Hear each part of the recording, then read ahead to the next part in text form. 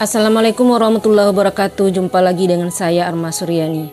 Kali ini saya akan berkisah tentang seseorang yang membuat kita akan terkagum-kagum dan salut dengan usaha dan keyakinannya dalam mewujudkan sebuah impian. Semoga kisah ini bermanfaat dan menjadi motivasi bagi kita semua. Teman-teman, agar channel ini lebih bermanfaat dan berkembang, jangan lupa like dan subscribe ya. Karena subscribe itu gratis dan cukup pencet satu kali, berlaku untuk selamanya. Sebuah impian. Bagi sebagian orang, pergi haji ke Tanah Suci adalah impian nomor kesekian setelah punya rumah, setelah punya mobil, setelah anak tamat sekolah, dan lain-lain. Tapi tidak bagi tenaga honorer ini. Impian pergi haji ke Tanah Suci baginya setelah punya rumah sederhana yang belum selesai 100%. Yang penting rumah itu sudah bisa ditempati dengan nyaman. Lalu, apa istimewanya tenaga honorer pergi haji? Kali aja suaminya pengusaha sukses, atau petani sukses, atau pedagang sukses, atau peternak sukses, atau PNS golongan 3D ke atas. Bisa jadi jual harta warisan dari orang tua, atau hadiah dari seseorang, atau dana talangan. Tunggu dulu. Kalau itu mah gak ada istimewanya, biasa-biasa aja. Lalu bagaimana? Ayo kita intip kehidupan sang tenaga honorer ini sampai dia bisa pergi haji. Dia adalah seorang wanita yang umurnya 35 tahun, berarti 15 tahun di bawah saya. Yang kebetulan satu regu dengan saya ketika pergi haji 2 tahun yang lalu. Meski dia lebih kecil, bagi saya dia adalah guru dan motivator dalam beribadah.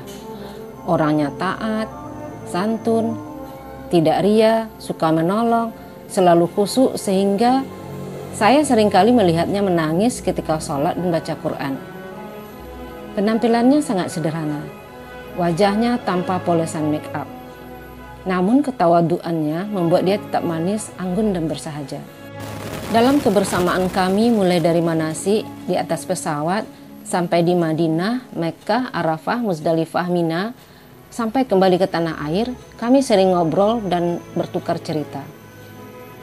Akhirnya saya mendapat sebuah kesimpulan tentang perjuangannya menuju Tanah Suci yang pantas kita ketahui agar kita termotivasi dan menyusul juga ke sana.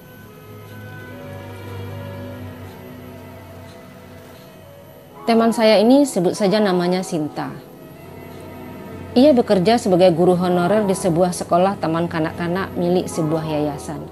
Sorenya mengajar mengaji di masjid di depan rumahnya yang murid ngajinya sekitar belasan orang. Penghasilannya setiap bulan berkisar antara 500.000 sampai 700.000 rupiah. Suaminya pedagang kecil di sebuah pasar tradisional. Kalau diperhatikan, suaminya lebih banyak baca Al-Quran daripada melayani pembeli. Setiap hari teman saya ini berpakaian dinas ke sekolah ditambah dengan baju muslim setiap Jumat dan Sabtu. Itu pun pemberian dari yayasan. Tak ada perhiasan emas atau baju baru yang sering diganti. Dan bahkan dia adalah satu-satunya guru honorer di TK tersebut. Sementara teman-temannya sudah PNS dan sudah mendapat tunjangan sertifikasi. Suatu hari salah seorang temannya sesama guru bertemu dengannya di sebuah bank. Teman gurunya ini bertanya, "Ada keperluan apa?" "Mau pelunasan," jawab Sinta. "Oh, melunasi kredit," timpal temannya ini. "Enggak, saya mau bayar pelunasan ongkos naik haji," jawab Sinta lagi. Teman gurunya terperanjat dan tersenyum malu dan merasa bersalah karena mengira Sinta melunasi kredit. Akhirnya keesokan harinya tersebarlah berita di sekolah bahwa Sinta mau pergi haji yang selama 8 tahun ini tak seorang pun yang tahu kalau Sinta sudah mendaftar haji. Ia satu-satunya guru yang masih honorer, namun satu-satunya pula yang duluan pergi haji di sekolah itu di antara 6 orang temannya. Lalu apa kiatnya? Nah, begini, dengarkan baik-baik ya teman-teman. Dulu sebelum dia melamar sebagai tenaga honorer di sekolah itu, suaminya masih bisa menanggung kebutuhannya dan anak-anaknya. Sekarang dia sudah dapat uang honor. Jadi semua uang honornya dimasukkan ke tabungan haji. Kalau ada sesekali dapat uang intensif, itu pun masuk ke tabungan haji. Begitulah terus menerus. Segala hal yang belum urgen disingkirkan dulu. Dia fokus pada satu impian, yaitu pergi haji bersama suaminya. Dan menyerahkan impiannya itu kepada Allah, sampai Allah kabulkan. Teman-teman, tak ada pesta atau syukuran apapun untuk melepas keberangkatan mereka pergi haji. Namun, tetangga dan handetolan tetap berdatangan melepas kepergiannya tanpa diundangnya. Suatu hari sebelum berangkat, ada pembagian koper dari penyelenggara haji. Sinta bingung, kopernya besar tapi nggak tahu apa yang mau diisikan karena memang nggak punya. Satu yang dia punya, gamis warna hitam yang sering dipakai untuk pengajian. Gak ada persiapan pakaian khusus untuk pergi haji.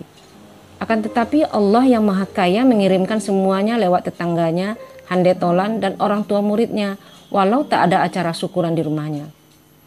Ada yang datang bawa gamis putih, ada jilbab, ada daster, ada mukena, bahkan ada beras, ada juga rendang kering, dan makanan kering lainnya.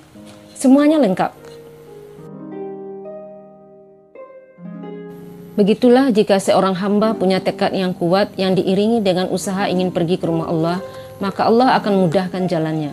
Bahkan ketika kami berada dalam Masjid Nabawi, Allah pun masih mengirimkan rezeki untuknya. Sambil menunggu waktu Isya, kami baca Al-Quran. Saat itu ada seorang jemaah dari Malaysia minta diajari baca Al-Quran oleh Sinta. Sinta pun mengajarinya. Saya lihat dia mengeluarkan uang 200 rial sebagai ucapan terima kasihnya dan memaksa Sinta menerimanya. Begitulah kisahnya teman-teman. Teman-teman, tunggu apa lagi? Ayo, mulailah dari sekarang menabung untuk pergi haji. Jangan tunggu uang berlebih. Kita kan nggak tahu kapan ajal akan menjemput. Mungkin hari ini, atau besok, atau lusa. Saya berdoa semoga teman-teman yang mendengar audio ini tergerak hatinya dan diberikan kesehatan dan rezeki yang berlimpah oleh Allah. Oke teman-teman, sampai jumpa di video berikutnya. Assalamualaikum.